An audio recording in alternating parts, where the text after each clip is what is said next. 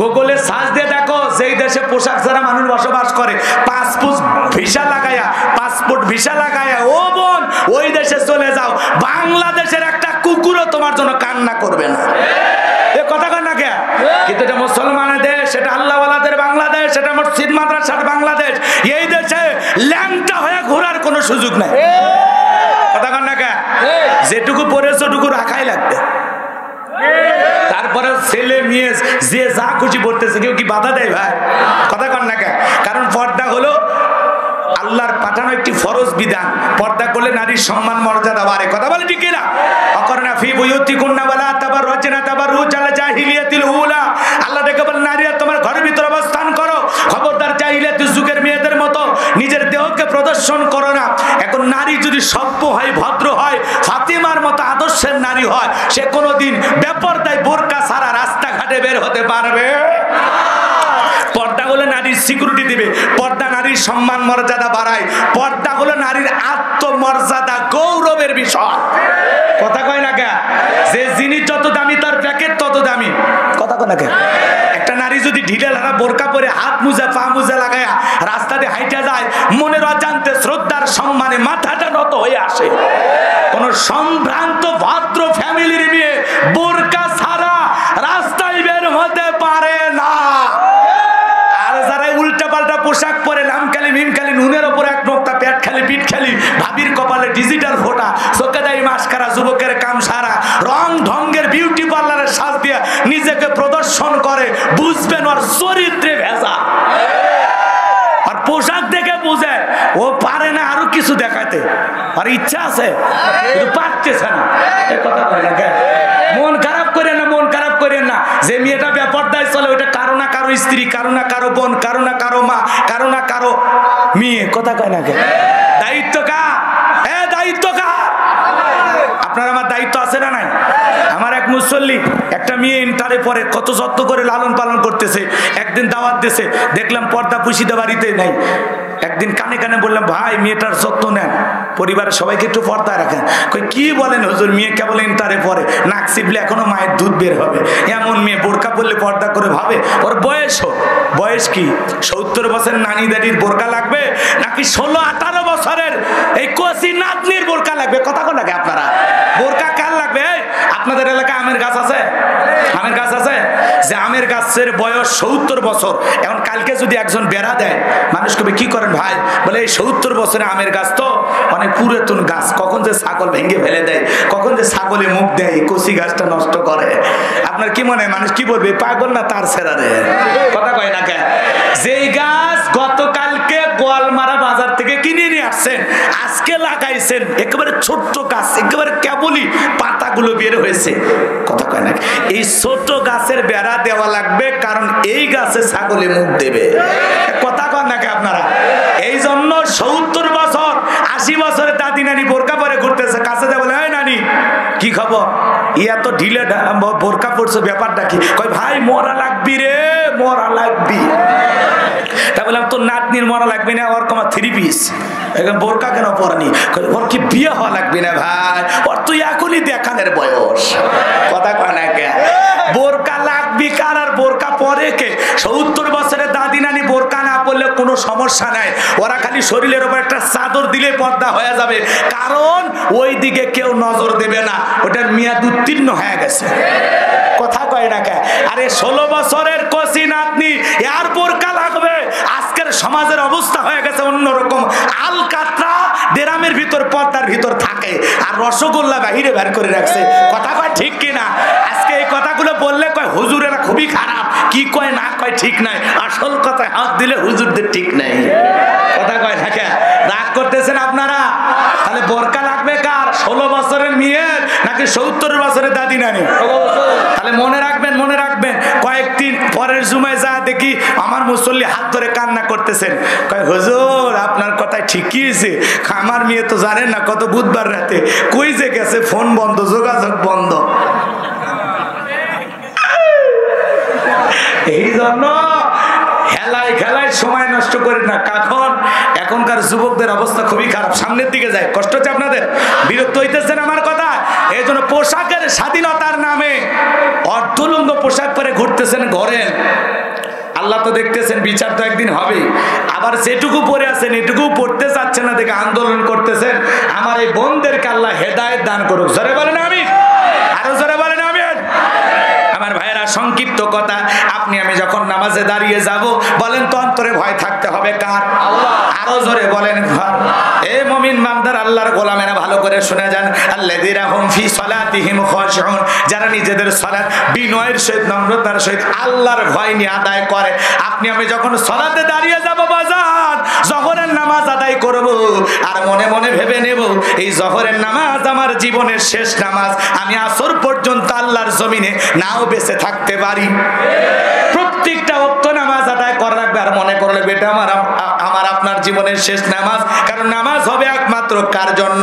কুলিন্না সলাতি ওয়া নুসুকি ওয়া মাহইয়ায়া ওয়া মামাতি লিল্লাহি রাব্বিল আলামিন। নবীজি আপনি বলুন, আমার নামাজ, আমার কুরবানি, আমার জীবন, আমার মরণ লিল্লাহি রাব্বিল আলামিন, আসমান জমিনের প্রতিপালকের জন্য।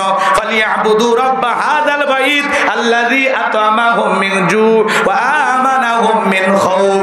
আল্লাহ বলেন, এই ঘরের মালিকের ইবাদত করো। ইবাদত যদি ইবাদতের মতো করতে পারো, ইয়্যাকা না'বুদু ওয়া ইয়্যাকা নাস্তাইন, তোমার গোলামি করি, তোমার ইবাদত করি, সাহায্য তোমার কাছে চাই। আল্লাহ ডেকে বলেন, এই ঘরের মালিকের ইবাদত করো। নামাজ যদি নামাজের মতো পড়তে পারো, বান্দারে সিজদা যদি সিজদার মতো দিতে পারো, আমি আল্লাহ দুইটা জিনিস তোমাদেরকে দেব। এক নাম্বার, রিজিক নিয়ে কোনো টেনশন করা লাগবে না। যে বান্দা মাথাটা নত করে আমি আল্লাহকে সিজদা দেবে, ওই বান্দার জন্য আমি আল্লাহ রিজিকের ব্যবস্থা করে দেব। বলেন সুবহানাল্লাহ। দুই নাম্বার, বান্দারে কোনো ভয় থাকবে না, সকল ভয় থেকে আমি আল্লাহ নিরাপত্তা দেব। চুরির ভয়, ডাকাতির ভয়, ধর্ষণের ভয়, খুনের ভয়, কোনো ভয় থাকবে না, সকল ভয় থেকে নিরাপত্তা দেবেন কে? সংক্ষিপ্ত কথা এই জায়গায় বলে দিলাম, কষ্ট পাচ্ছেন আপনারা? এজন্য নামাজে মনোযোগী হওয়ার দরকার আছে না নাই? বিশ্ব নবীর জামানায় ফজরের নামাজের সময় মসজিদ কানায় কানায় পূর্ণ ছিল, জুমার নামাজের সময় মসজিদ কানায় কানায় পূর্ণ ছিল।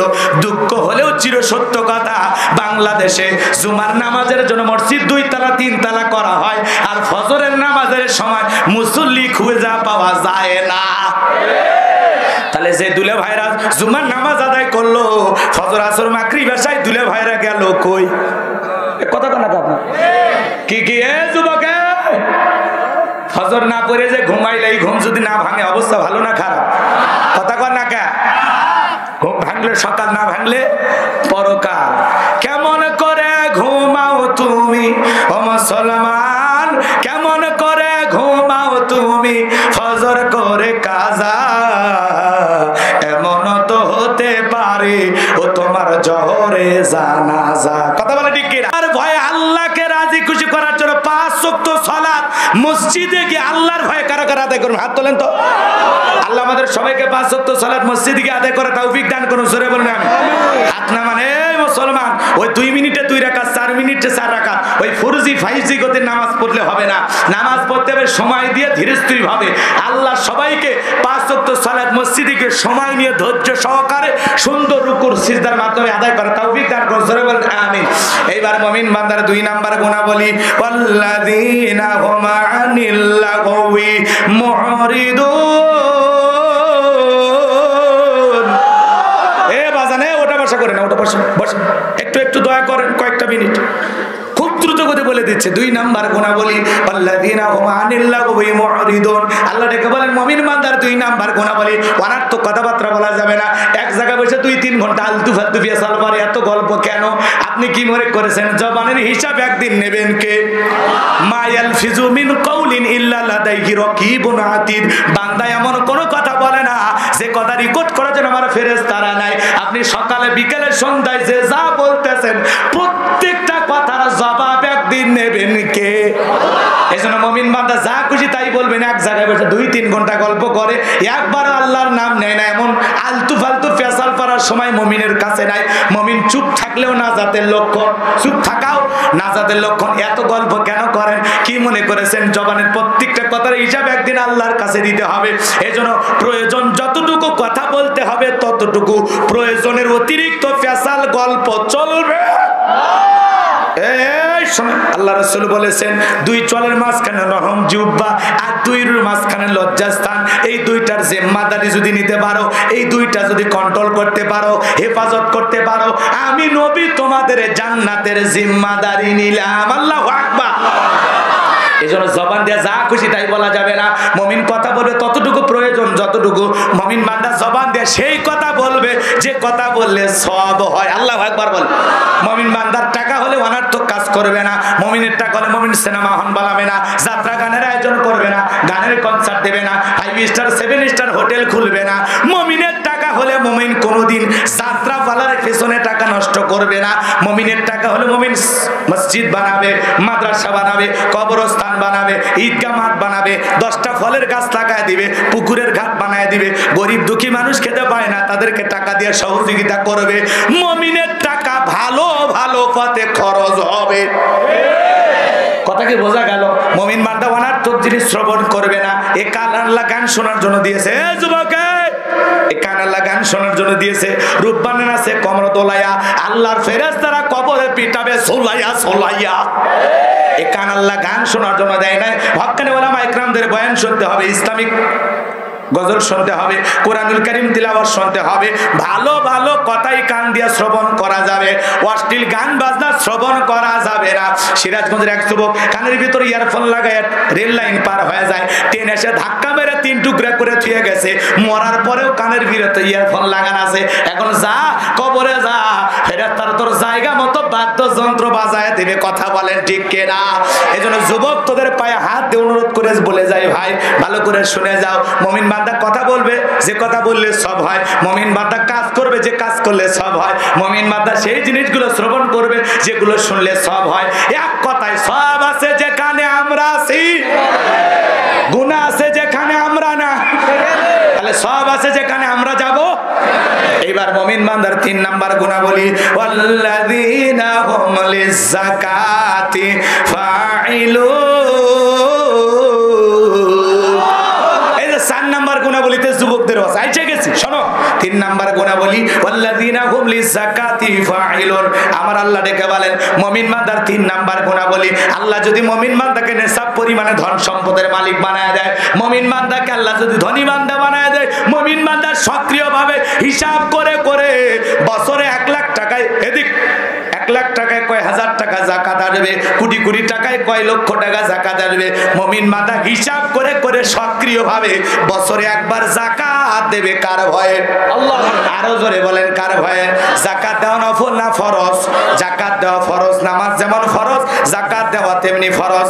যাকাত আসছে দারিদ্রতা বিমোচন করার জন্য। কথা বলেন। যাকাত আসছে দারিদ্রতা বিমোচন করার জন্য, যাকাত আসছে অভাব মুক্ত সমাজ রাষ্ট্র দেশ গড়ার জন্য, যাকাত আসছে এদিক এই সমাজের বঞ্চিত অবহেলিত পথে পড়ে থাকা মানুষের অধিকার প্রতিষ্ঠিত করার জন্য। এই জন্য সমাজের অর্থনীতি চালু করতে হবে যাকাত ভিত্তিক। আমাদের সমাজের অর্থনীতি যাকাত ভিত্তিক না সুদ ভিত্তিক? সুদ ভিত্তিক অর্থনীতি হালাল না হারাম? সুদের বৃদ্ধিকে ধ্বংস করে দেবেন কে? আর যাকাত দান সদকার বৃদ্ধিকে বহুগুণে বৃদ্ধি করা দেওয়ার দায়িত্ব কার? এজন্য যাকাত ভিত্তিক অর্থনীতি চালু করতে হবে। বাংলাদেশের 50 বছর কেটে গেল, যারা যাকাত দিচ্ছে দিয়ে যাচ্ছে, যারা নিচ্ছে নিয়ে যাচ্ছে, মানুষের ভাগ্যের কোনো পরিবর্তন হচ্ছে না। কারণ আমরা পাইছি যাকাত মানে শাড়ি লুঙ্গি। 5,000 শাড়ি লুঙ্গি নিয়ে আসছে, মানুষ আছে 50,000। ঠেলা ঠেলি গুদাগুদি করে 6 জন নিহত, 32 জন আহত। আছে না নাই? যে ব্যক্তি যাকাতের অর্থ দিতে গিয়া শাড়ি লুঙ্গি বিতরণ করতে গিয়া মানুষ মাইরে ফেলা দিয়েছে, কি মনে করেন আল্লাহর কাছে মানুষ হত্যাকারী গুনাহ নিয়ে জাহান্নামে যেতে হবে? কথা বলেন ঠিক কিনা? আর এদিকে খেয়াল করেন, নিজের পরনে পরে থাকা মানুষ 1000 টাকার লুঙ্গি আর গরিবকে দেয় লিটল লুঙ্গি 200 টাকা দাম, পরে থাকলে আর জান্নাত জাহান্নাম সব বোঝা যায়। গরিব মহিলাকে দেয় 300 টাকা দামের শাড়ি, ধুয়ে দিলে শাড়ি না মশারি খুঁজে পাওয়া যায় না। এই পরলোকে এই শাড়ি তোমার বউরে পরায়ও, এই শাড়ি তোমার মেয়েরে পরায়। কথা বলেন ঠিক কিনা? দিলে ভালো দেন, 5000 দেওয়ার দরকার নাই, 500 দেন, ভালো দেন। আর এইভাবে যাকাত দিয়ে সমাজ পরিবর্তন হবে না। হযরত ওমর ফারুক রাদিয়াল্লাহু তাআলা বলেন, তোমরা যাকাতের অর্থ এমন ভাবে দাও যাতে ওই ব্যক্তিদের যাকাতের জন্য পরবর্তী বছরে কারো দুয়ারে লাইন না দেওয়া লাগে, বলেন আল্লাহু আকবার। তার মানে কিভাবে দিতে হবে? এই ছেলেটা বেকার বসে আছে, ওর একটা গোয়ালপাড়া বাজারে 1.5 লাখ টাকা জাকাতের অর্থ দিয়া ছোটখাটো ব্যবসায়ী বানায় দেন, ওর একটা কর্মস্থানের ব্যবস্থা করে দেন। কথা বলেন না আপনারা? ওরে যদি আমরা ছোটখাটো 1.5 লাখ টাকা জাকাতের অর্থ দিয়ে পুঁজি ধরায় দিয়ে ব্যবসা ধরায় দিতে পারি, 10 বছর পরে আল্লাহ চাইলে ও নিজে জাকাত দেবে। ছেলেটা বেকার বসে আছে, ওর একটা auto van rickshaw nosimon Korimon যা পারেন কিনে দেন, ওগুলো চালায় ওর ভাগ্যের উন্নতি করবে। কথা বলেন ঠিক কি না? বিধবা নারী এসে শাড়ি দিয়ে কিলাপ সেলাই মিশিয়ে দেন, 2-3টা ছাগলের বাচ্চা কিনে দেন, 2-1টা গাভী গরু কিনে দেন, ওগুলা লালন পালন করে ভাগ্যের চাকা ঘুরাবে। এই জন্য জাকাত আসছে দারিদ্রতা বিমোচন করার জন্য, জাকাত আসছে রাস্তার এপাশে 10 তলা এপাশে গাছতলা এর ব্যবধান দূর করার জন্য, জাকাত আসছে এই সমাজের পথে পড়ে থাকা বঞ্চিত মানুষের অধিকার প্রতিষ্ঠিত করার জন্য। কথা বলেন, এ কথা বলেন না কেন? এ পুলিশ ভাইদেরকে দেখে কি ভয় পাচ্ছেন নাকি আপনারা? ওনারা আমাদেরই ভাই। কথা বল না কেন? অথবা খবর নিয়ে দেখেন আমার গাইবান্ধা, লালমনিরহাট, জয়পুরহাটেরও 2-1 জন থাকতে পারে, তাই না? তো আমরা ভয় পাই না। আপনারা কোনো পুলিশ দেখে নজর দেন ওই দিকে, ভয়ের কোনো কারণ। এদিকে আসেন, পুলিশ র্যাব এদেরকে ভয় করবে তারা, সন্ত্রাসী চাঁদাবাজ দুর্নীতিবাজ যারা। আমাদের অন্তরে আল্লাহর ভয়, আমরা আল্লাহ ছাড়া দুনিয়ার কাউকে ভয় পাই। এদিকে খেয়াল করেন, তাহলে জাকাত ভিত্তিক অর্থনীতি চালু করার দরকার আছে না নাই? এদেশের এত মন্ত্রণালয় আছে কিন্তু জাকাত মন্ত্রণালয় আছে? কথা বল লাগে আপনারা? জাকাত ভিত্তিক অর্থনীতি চালু করতে হবে, এটা ফরজ। জাকাত ভিত্তিক অর্থনীতি চালু করে একটা জাকাত মন্ত্রণালয় চালু করতে হবে। আর এটার দায়িত্ব পালন করবে দেশের বিজ্ঞ ইসলামিক স্কলার, দ্বীনের দায়ী। কথা বলে না? বড় বড় আলেম ওলামাদের মাধ্যমে জাকাত মন্ত্রণালয় পরিচালনা করতে হবে। সমস্ত ধনীদের তালিকা করে তাদের কাছ থেকে প্রত্যেক বছরে নির্ধারিত একটা দিন জাকাত কালেকশন করে, গরিবদের তালিকা করে সঠিক পদ্ধতিতে যদি জাকাত বন্টন করা হতো, মাত্র 10 বছর জরিপ করে দেখা হয়েছে, মাত্র 10 বছর যদি ধনীদের কাছ থেকে জাকাত কালেকশন করা হয় আর সঠিক ব্যক্তিদের মাধ্যমে জাকাতগুলো গরিবদের মাঝে বন্টন করা হয়, 10 বছর পরে বাংলাদেশে একজন গরিবও জাকাতের জন্য খুঁজে পাওয়া যাবে না। সুবহানাল্লাহ বলবেন না? কিন্তু কে শোনে কার কথা? আজও গেলে না মনের ব্যথা, এত বছর কেটে গেল, ভাগ্যের কোনো উন্নতি হলো না। আরে ভাই, ধনী জাকাত দেবে না, জাকাত আদায় করা লাগে। আল্লাহর পয়গম্বর মুসা আলাইহিস সালাম, সংক্ষিপ্ত 2 মিনিট শোনেন, কারণকে যা বলে, কারণ তোরে জাকাত দেওয়া লাগবে, কারণ বলে আমি জাকাত দিতে পারবো না। মুসা আলাইহিস সালাম বলে জাকাত না দিলে জাকাত আদায় করা হবে। ধনী দিতে চাইবে না, ইনি ধনী মানুষ। এমনি উদাহরণ, চেয়ারম্যান সাহেব মন খারাপ করে না, ওনার জাকাত আসছে 100 কোটি টাকা, 10 কোটি টাকা কোনো মতে নাম সাম মাত্র দিয়া নিজের 90 কোটি টাকা জাকাত নিজে মেরে খায়। ইনি ধনী মানুষ, 10 লাখ টাকা জাকাত আসছে, 2-3 লাখ টাকা দিয়ে বাকি 7 লাখ টাকা নিজের জাকাত নিজে খা। ধনীরা যদি সঠিকভাবে হিসাব করে জাকাতও দিত, বাংলাদেশে এত দারিদ্র মানুষ থাকতো না। কথা কয় না কেন? আর দেওয়ার পদ্ধতি ভুল। ওই 200-300 টাকার নোট দিয়ে এলাকার সব মানুষকে পৌঁছাবি, বোতাম খুলে পরিচয় দিচ্ছি, একে দিয়ে ফাটে ফেলে দিছে। ওই দেওয়ার দাম আছে, 200-500 টাকা দিয়ে লাভ আছে। আপনার জাকাতের 5 লাখ টাকা আছে, 3 জনাক দেন, 2 লাখ টাকা আছে, 2 জনাক দেন, 1 লাখ টাকা আছে, 1 জনাক দেন। এ মিয়া, দেওয়ার মতো দেন। জাকাতের 200-100 টাকা দেন আর লঙ্গি শাড়ি কিনে বিতরণ করে মস্ত বড় হয়ে গেছেন আপনি না? আপনার 500 জনকে দেওয়া লাগবে, কে চুক্তি দিয়েছে আপনার? 1 জনাক দেন। কথা বলেন, অন্তত একটা মানুষ দারিদ্র মুক্ত হলো। আপনার এই মোটা অঙ্কের টাকা পাই একটা মানুষের কর্মস্থান ব্যবস্থা করেন। যেহেতু রাষ্ট্রীয়ভাবে নিচ্ছে না দায়িত্ব, তাহলে আমাদেরকে সামাজিকভাবে দায়িত্ব নেওয়া লাগবে। এই গ্রামের নাম কি? ফটিকখালী। এই গ্রামে কি 20টা ধনী নাই? কথা, 20টা ধনী নাই?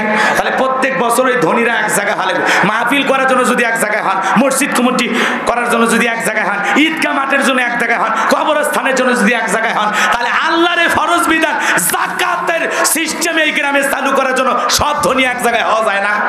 আসেন, এই তালুকদার, শেখ বংশ সব এক জায়গায় হন, আসেন।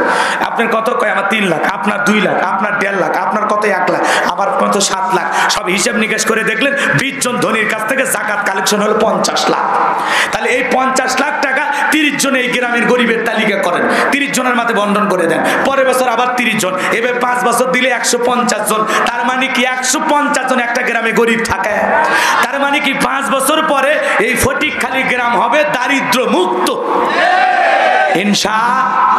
কিন্তু এই পদ্ধতি শোনে না রে ভাই, কথা কয় না কে? আসেন আসেন আসেন আসেন বলে দিই আমার ভাইয়েরা। মুসা আলাইহিস সালাম ডেকে বলে কারণ যাকাত দিতে হবে, কারণ ডেকে বলে আমি যাকাত দিতে পারবো না। মুসা আলাইহিস সালাম ডেকে বলে যাকাত না দিলে যাকাত আদায় করা হবে। ধনী যাকাত দিতে চায় না, যাকাত কি করা লাগে? তবে হ্যাঁ, যে ধনীদের অন্তরে আল্লাহর ভয় আছে তারা হিসাব করে যাকাত দেয়, কথা কয় নাকি? এটি খেয়াল করেন। কারণের সামনে যখন মুসা আলাইহিস সালাম ডেকে বলে যাকাত না দিলে যাকাত আদায় করা হবে, কারণ ডেকে বলে মুসা এত রাগ করার কোনো দরকার নাই, যাকাতের টাকাটা একটু হিসাব নিকাশ করে দেখি কত দিতে হবে। বলে শতকরা 2.5%। ঠিক আছে যাও, আমি দেখতেছি। এই কারণকে আল্লাহ পাক এত সম্পদ দিয়েছিল, 70টা উট লাগতো চাবি বহন করতে। চাবি যদি এত হয় তালা কত, আর তালা যদি এত হয় সিন্ধুকে মাল কত, ছোট মাথায় ধরবে না, ও হিসাব করার দরকার নাই। কারণ হিসাব নিকাশ করে দেখায় এত পরিমাণে যাকাতের অর্থ আসছে, 7 দিন 7 রাত যদি যাকাতের টাকা বিলানো হয়, এরপরে সম্পদ দিয়ে শেষ করা যাবে না। এমনি তো কৃপণ পায় স্যান্ডেল দেয় না, ক্ষয় যাবে বলে, গায়ে জামা পরে না ছিঁড়ে যাবে বলে, সেই কৃপণ কি এত টাকা যাকাত দিতে পারে? দেবে না। এলাকার একটা 2 নাম্বার মহিলা ছিল, পতিতা, নাম হলো সবদা। সবদার কাছে যাবে, সবদা 1 বস্তা টাকা তোরে অ্যাডভান্স হিসেবে দিলাম, আরো 1 বস্তা টাকা দেবো, মোট 2 বস্তা টাকা তোরে দেবো। আর বিনিময়ে মুসা নবী আগামীকাল সেই মজলিসে দাঁড়ায় আল্লাহর পথে মানুষকে দাওয়াত দেয়, দিনের বয়ান করে। ওই ভরা মজলিসে দাঁড়াইয়া একটা মাত্র কথা বলবি, এই মুসা নবী দিনের বেলা ওয়াজ করে আর রাতের বেলা আমি সবদার সাথে রাত কাটাই, বাস এনাফ, যথেষ্ট। এতটুকু কথা বললেই বাকি যা খেলার আমি খেলবো। সবদা যেহেতু 2 নাম্বার মহিলা রাজি হয়ে গেল। পরের দিন সকালবেলা মুসা নবী হাজার হাজার জনতার সামনে সুন্দর করে বয়ান করতেছেন, ওয়াজ নসিহত করতেছেন, উপদেশ দিতেছেন, আল্লাহর পরিচয় নিয়ে আলোচনা করতেছেন, এক আল্লাহর দিকে মানুষকে ডাকতেছেন। সুন্দর করে যখন দাওয়াত দিতেছেন বাজান, ওই ভরা মজলিসে মুসা নবীর আলোচনা শোনার পর সবদা নামের মহিলার হৃদয় গইলা গেছে, চোখ দিয়া পানি ঝরতেছে। কি আছে আমার কাছে আগে আমাদের এমপি সাহেব আসতে পারে না, ওনার পিএসএল পাঠাইছে, এমপি সাহেবের জন্য দোয়া করতে, যেহেতু বাইরে রয়েছে যাদের ওরা পিএস আসছে বলে সহকারে। কি হলো নামাজ সময় আছে, হ্যাঁ মনে হচ্ছে না কেন হ্যান্ডেল নিয়ে একজন দাঁড়িয়ে থাকতে পারে না। বুঝতে পেরেছেন, এমপি সাহেবের সহকারে পাঠাইছে যে আমাকে না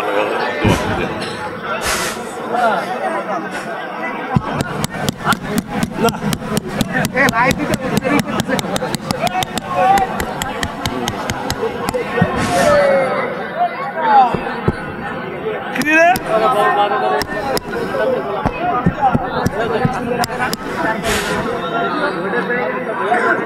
পরিবেশটা নষ্ট। আমি এই জন্য বললাম যে পিডিপি লাইনটাও রেখে দিই, নিল না। ওই যে ওই খাম্বারটা এটুকু আমার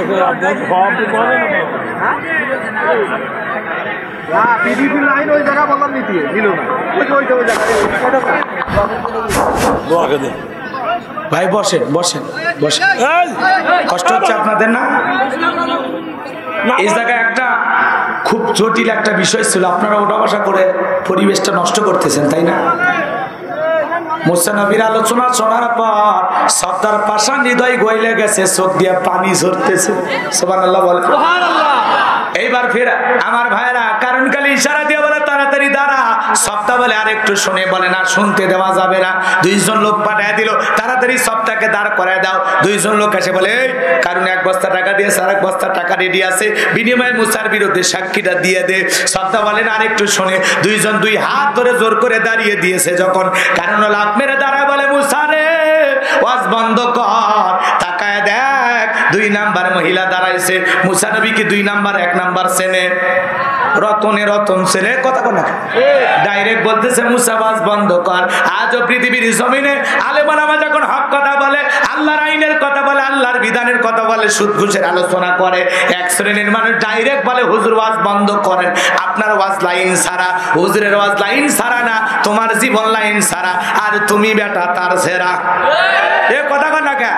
আজকে কেউ যারা আলেম ওলামার ওয়াজে প্রকাশ্যে বাধা দেয় বুঝবেন ওরা সমাজের ডিজিটাল কারুন, কারুনের খালাতো ভাই। কথা কর নাকি আপনারা? দেখে বলে ডাইরেক্ট মুসাওয়াজ বন্ধ কর, শব্দা এবারে দাঁড়িয়ে গেছে।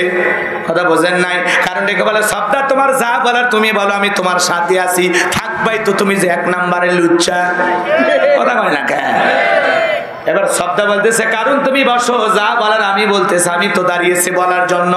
যুবক রে, তোদের জন্য স্পেশাল কিছু কথা বলতে চাচ্ছিলাম, সময় পর একেবারে নিকটবর্তী। এই কথা কি বলবো? এই 2-3 মিনিটে ফিনিশিং দিয়ে যারা আমরা আসরের নামাজ পড়বো এই জায়গায় জামাত হবে ইনশাআল্লাহ। জামাত এই জায়গায় হবে, যেহেতু দিনটা বড় হয়ে গেছে এই জন্য জামাত কয়েকটি মিনিট বিলম্বে পড়লেও সমস্যা নাই। কিন্তু আমাদের এমপি সাহেবের পিএস এসেছেন, হ্যাঁ, উনি এমনি সালাম দিবেন আপনাদের মাঝে। এমপি সাহেব দোয়া চেয়েছেন, যেহেতু উনি আসছেন একজন এমপি সাহেবের প্রতিনিধি, হ্যাঁ, উনি একটু সালাম দেবেন, এরপরে আমরা মোনাজাতের দিকে চলে যাবার। সংক্ষিপ্ত করে কথাগুলো বলে দিচ্ছি, শেষ করে দেবো ইনশাল্লাহ। একটু 5 মিনিট লাইন দেয় না কে? একদম আজ তাফসীরের পর মাহফিলে উপস্থিত অত্র এলাকা ধর্মপ্রাণ মুসল্লি ভাইরা, সবার প্রতি আমার ব্যক্তিগত পক্ষ থেকে সালাম, আসসালামু আলাইকুম।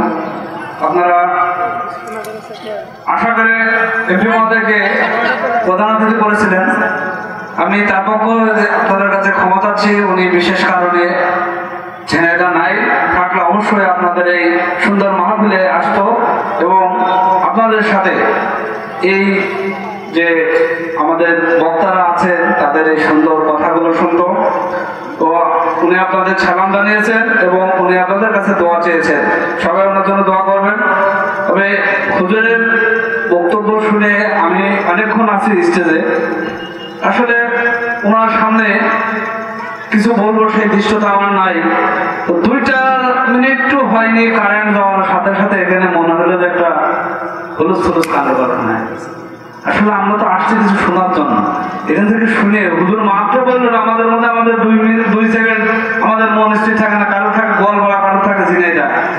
তো আমরা সেটাই আবার প্রমাণ করে দিলাম যে আসলে আমরা যে ওয়াজ শুনতেছি, যা শুনতেছি এই প্যান্ডেলের বাইরে গেলে আর কিছু মনে থাকবে না। তো আপনাদের কাছে আমি বিনীত অনুরোধ, অনেক দূর দূরান্ত থেকে আমাদের কাছে এসেছেন কিছু ভালো কথা বলার জন্য, সেটুকু যদি আমরা শুনে 100 কথার ভিতরে যদি একটাও ধরে রাখতে পারি সেটাই চেষ্টা করি। অন্তত পক্ষে আজকে আমরা নিয়োগ করে আমরা একটা ভালো কথা আপনার কাছ থেকে শুনছি, একটা ভালো কথা আমরা পালন করবো, সেটাই আমাদের সার্থকতা এবং ওনার সার্থকতা হবে। সবার সুস্বাস্থ্য তো কামনা করে সবাইকে আবার সালাম জানিয়ে আমি শেষ করছি। হুজুর আরো 2-1 মিনিট বক্তৃতা করবেন, তারপরে মনোযোগ করবেন। আমরা সবাই সুস্থির ভাবে 3-4 মিনিট আমরা এখানে বসবো এবং সবাই আমরা মুনাজাত এবং এই শেষ বক্তব্য শোনার জন্য একটু ধৈর্য ধারণ করে সবাই বসি। আসসালামু আলাইকুম, সবাইকে ধন্যবাদ। ধন্যবাদ এমপি সাহেবের পিএসকে, চমৎকার কথা বলেছেন, আসলে খুবই গুরুত্বপূর্ণ কথা বলেছেন অল্প সময়। যাই হোক, আল্লাহ পাক তার হায়াতে তৈয়বা সিয়াতে কুলিয়া দান করুন, জোরে বলুন আমিন। এমপি মহোদয়কে আল্লাহ পাক আপনাদের খেদমতের জন্য কবুল করুন, চিল্লা বলুন আমিন। আমার ভাইরা, মুমিন বান্দার 4 নাম্বার গুণাবলী আল্লাযীনা হুম লিফুরুজিহিম হাফিজুন, নিজের যৌবনটাকে সংযত রাখা। আল্লাহ শিশুকালের হিসাব নেবেন না, নেবেন যৌবনকালের। এজন্য যৌবনকালে আমরা গুনাহ করতে ভালোবাসি, আর যৌবনকালের ইবাদত আমার আল্লাহ ভালোবাসে, বলেন সুবহানাল্লাহ। এজন্য মুমিনের যৌবন হোটেলে বিক্রি হবে না, মুমিনের যৌবন পার্কে বিক্রি হবে না, মুমিনের যৌবন খরচ হবে হালাল স্ত্রীর কাছে। হযরত আলী রাদিয়াল্লাহু তাআলা বলেন, তোমরা যৌবনে তার নামে গুনাহ করো, একদিন তোমাদের যৌবন থাকবে না, আমলনামায় গুনাহ ঠিকই লেখা থাকবে। তাহলে মুমিন বান্দার 4 নাম্বার গুনাহ বলি যৌবনের সময়টা আল্লাহর ইবাদতে কাটানোর দরকার আছে না নাই? এ রঙের যৌবন একদিন শেষ হয়ে যাবে, এই দিক খেয়াল করেন। এ রঙের যৌবন একদিন জং ধরে শেষ হয়ে যাবে, এই কাঁচাদারি একদিন সাদা হয়ে যাবে, টাইট চামড়া একদিন ঢিল হয়ে যাবে। যৌবনে লাগবে ভাটি আর ডাকবে কবরের মাটি। কথা কন্যা কেন? এজন্য দুনিয়াতে আমরা যে কেউ চিরকাল থাকবো না।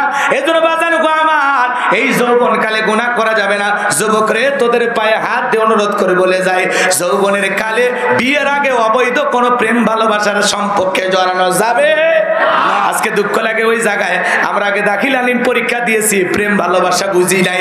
আজকের যুবকেরা ক্লাস 5 এর ছাত্র কয় এটা আমার, ক্লাস 7 এর ছাত্রী তার বালিশের নিচে 7টা সিম কার্ড পাওয়া গেল। এখনকার একটা যুবকের 4-5টা বান্ধবী।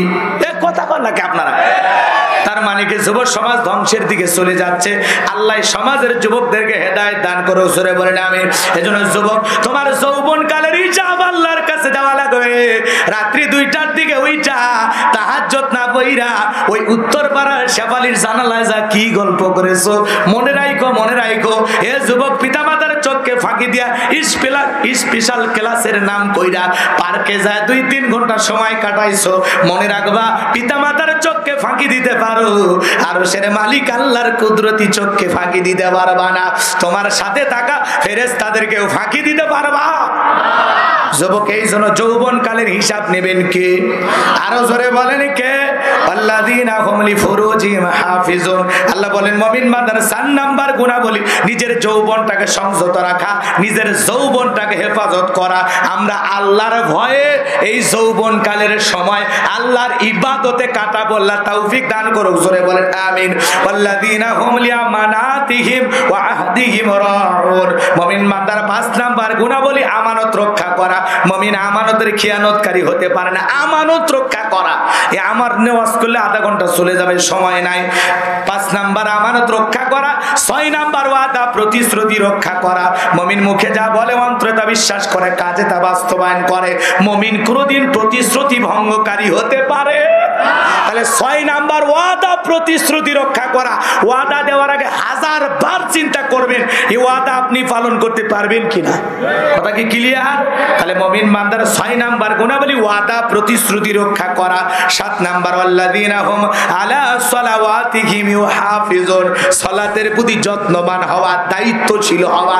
ভালো করে শুনেন, আল্লাহ 1 নাম্বার গুণাবলী সালাত দিয়ে শুরু করলো, 7 নাম্বার গুণাবলী সালাত দিয়ে শেষ করলেন। তাহলে সালাতের গুরুত্ব মুমিন জীবনে সবচাইতে কম না বেশি? যে ব্যক্তি মাগরিব পরে এশা পর্যন্ত মসজিদে মনটা টাঙানো থাকে, কখন আজান হবে, সালাত যত্ন সহকারে দায়িত্ব নিয়ে আদায় করতে হবে। আপনি নামাজ পড়েন, আপনার বিবিরেও নামাজি বানাইতে হবে, ছেলে মেয়ে সবাইকে নামাজি বানাইতে হবে। একটা পরিবারের 6 জন সদস্য সবাই যদি নামাজ পড়ে না, ভালো লাগে না খারাপ লাগে?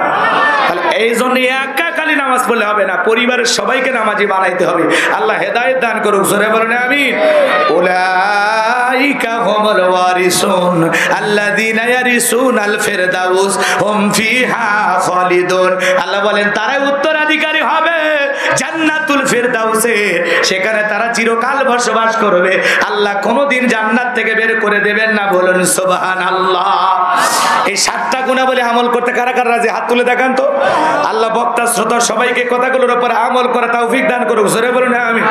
হাত নামান ভাই, সময় স্বল্পতার কারণে বাকি কথাগুলো ইতি টানা গেল না। একেবারে আসর নামাজ নিকটবর্তী, একটা আসরের নামাজ যদি কাজা হয় এরকম হাজারো মাহফিল যে হবে। আল্লাহ ডেকে বলবে, এই বক্তা গোলাম রব্বানি এদিকে আয়, তোর কারণে ঝিনাইদহের মানুষ আসরের নামাজ সেদিন পড়তে পারে না, তুই বক্তা আজকের তো তোয়াক্তা বানায় জাহান্নামে ফেলা দিও। ভাই, আমার জাহান্নামে যাবার কোনো আগ্রহ নেই, আমি জান্নাতে যেতে চাই। আল্লাহ আমাদের সবাইকে কবুল করুন, জোরে বলুন আমিন। যাকাত তো দেয় নাই, উল্টো মুসা নবীর বিরুদ্ধে ধর্ষণের অপবাদ দেওয়ার জন্য কি করছে? সাক্ষী রেডি করছে। আজকের সমাজেও তাই, আপনি যখন ভালো কথা বলবেন, আল্লাহর বিধানের কথা বলবেন, আল্লাহর আইনের কথা বলবেন, জমিনে ভালো কিছু করতে চাইবেন, তখন আপনারও একটা ট্যাগ লাগাইয়া ভিতরে ঢুকে দেবে। এই কথা বললেন আপনারা, এই কথাগুলো সবসময় মাথায় রাখা লাগবে। হকের আওয়াজ, হকের পক্ষে দাওয়াত দিলে বিপদ আসবে, শত বাধাকে পিছনে ফেলে মুমিনকে এগিয়ে যেতে হবে। কথা বলেন ঠিক কিনা? আল্লাহ বক্তা শ্রোতা সবাইকে কথাগুলোর উপর আমল করা তৌফিক দান করুন। ওয়া আখিরি দাওয়ানা আলহামদুলিল্লাহি রাব্বিল আলামিন। সংক্ষিপ্ত মুনাজাত, সকলে দরুদ ইব্রাহিম পড়ুন। আল্লাহুম্মা সাল্লি আলা মুহাম্মদ ওয়া আলা মুহাম্মদ কামা সাল্লাইতা আলা ইব্রাহিম ওয়া আলা আলি ইব্রাহিম ইন্নাকা হামিদুম মাজিদ। আল্লাহুম্মা বারিক আলা মুহাম্মদ ওয়া আলা আলি মুহাম্মদ কামা বারাকতা আলা ইব্রাহিম ওয়া আলা আলি ইব্রাহিম ইন্নাকা হামিদুম মাজিদ। আল্লাহুম্মা আমিন। ফটিকখালী ঈদগাহ ময়দানে যুব সমাজ কর্তৃক আয়োজিত আজকের দিনের বেলা তাফসীরুল কোরআন মাহফিল থেকে আমি গুনাহগার। আজকের মাহফিলের সভাপতি জনাব মোহাম্মদ আব্দুল মজিদ, প্রধান অতিথি জনাব তাহজিব আলম শমী সিদ্দিকী শমী, আল্লাহ মাননীয় এমপি মহোদয়কে কবুল করেন, হায়াতে তৈবা সিয়াদে কুলিয়া দান করেন, তার পিএস এসেছেন তার হায়াত বাড়ায় দেন। আল্লাহ আলোচনা করেছেন মুফতি আশরাফ আলী ফারুকী কবুল করেন, জনাব আব্দুল জব্বার ও রাজু মন্ডল সার্বিক ব্যবস্থাপনা আল্লাহ কবুল করেন। যে বাড়িতে খানা খাইলাম বসলাম ওই বাড়ির উপর খাস রহমত বরকত নাজিল করেন। আজকের মাহফিলে নগদে বাকিতে যত মানুষ টাকা পয়সা দান করেছে আল্লাহ দানগুলো কবুল করো। এ দানের বিনিময়ে কোটি কোটি টাকার মালিক বানায় দাও। কঠিন কিয়ামতের ময়দানে তোমার আরশের নিচে ছায়া দান করিও। আমরা যারা হাত তুলে ধরেছি অনেকের মা নাই বাবা নাই, এতিম মানে কবরে চলে গেছে, ওই জনম দুঃখিনী মা বাবার কবরে আর সবটুকু ছায়া দাও। পিতা মাতার কবর জান্নাতের বাগান বানায় দাও। রব্বির হামহুমা কামা রব্বায়ানি সগীরা, ওয়া রব্বির হামহুমা কামা রব্বায়ানি সগীরা। যাদের পিতা মাতা বেঁচে আছে আল্লাহ পিতা মাতার খেদমত করে তাদের মুখে হাসি ফোটায়, তাদের সাথে ভালো ব্যবহার করে তাদের দোয়া নেওয়ার তৌফিক দিয়ে দাও। আত্মীয় স্বজন যারা কবরে চলে গেছে মাফ করে দাও, কবরগুলো জান্নাতের বাগান বানায় দাও। সূরা আল মুমিনুনের আলোকে মুমিনদের 7টা গুণাবলী নিয়ে অতি দ্রুত সংক্ষিপ্ত সময় যে আলোচনা করেছে আল্লাহ, এই আলোচনার উপরে বক্তা শ্রোতা সবাইকে আমল করার তৌফিক দিয়ে দাও। আল্লাহ আজকের মাহফিল কবুল করো। দূর দূরান্ত থেকে নারী পুরুষ যুবকেরা বৃদ্ধ বাবাজিরা প্রশাসনের ভাইরা পাশে বসা চেয়ারম্যান মহোদয় সহ এলাকার গণ্যমান্য ব্যক্তিবর্গ যত মানুষ হাত তুলে ধরেছে আল্লাহ সকলের দোয়াগুলো কবুল আর মঞ্জুর করে নাও। এদানের ওসিলা করে আল্লাহ তাআলা এই দোয়াকে কবুল আর মঞ্জুর করে নাও। আল্লাহ আজকের মাহফিল আমাদের জন্য নাজাতের ওসিলা বানায় দিও। আল্লাহ সবাইকে 5 ওয়াক্ত নামাজ মসজিদে গিয়ে জামাতের শহীদ আদায় করা তৌফিক দান করুন। আল্লাহ সবাইকে জান্নাতুল ফেরদাউসের মেহমান হিসেবে কবুল করে দেন। আল্লাহ আজকের মাহফিলকে আপনার দরবারে কবুল আর মঞ্জুর করেন। আগামী বছর বড় কোন আলেম নিয়ে আসা এ মাঠে কোরআনের তাফসীর করার তৌফিক দিয়ে দেন রব্বুল আলামিন। এলাকার গণ্যমান্য ব্যক্তিবর্গ যারা সহযোগিতা করেছেন কবুল করে নেন। আল্লাহ আমি গুনাহগার যে আলোচনা করেছি আলোচনার উপর সবাইকে আমল করার তৌফিক দাও। বাংলাদেশের মসজিদ মাদ্রাসা কবুল করো, হক্কানি ওলামা ইকরামদের কবুল করো। মাজলুম অবস্থায় যত আলেম কারাবন্দী মুক্তির ফয়সালা করে দাও।